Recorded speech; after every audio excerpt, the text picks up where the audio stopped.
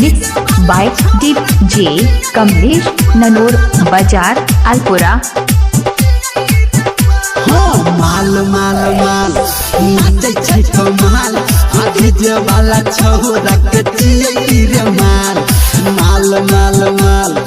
नाचे छै कमाल आगे जे वाला छोरा के चिए रे माल गाल गाल गाल एक और गोजो पूछे गाल आ होटाबा में लाली लाठी ढोरही में डाल माल माल माल नाचे छै कमाल आगे जे वाला छोरा के चिए रे माल।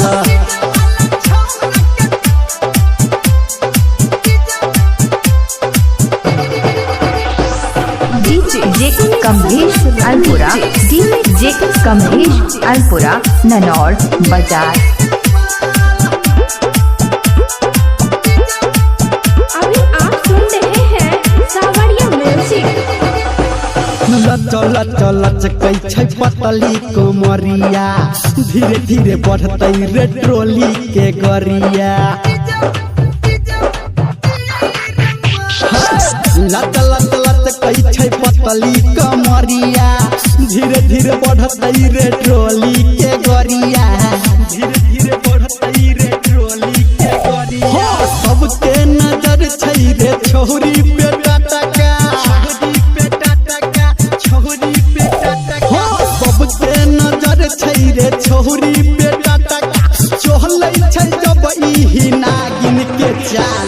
माल माल माल नाचे छै कमाल आखी जे वाला छोरा के चिए रे माल माल माल माल नाचे छै कमाल आखी जे वाला छोरा के चिए रे माल।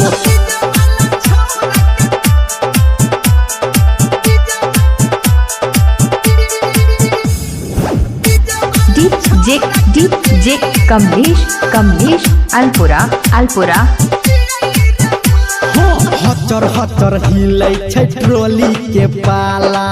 छोरा ऑपरेटर तक देतै भाला हचर हचर हिलै छै ट्रोली के पाला छोरा ऑपरेटर तक देतै भाला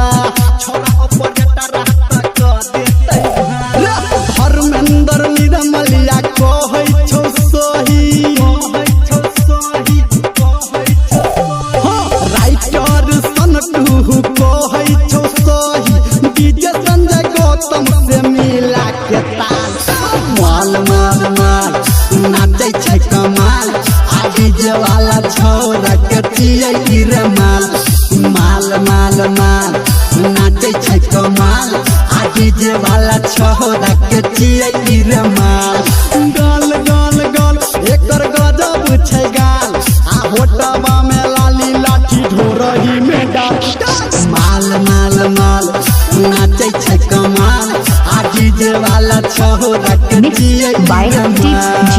कमलेश ननौर बाजार अलपुरा।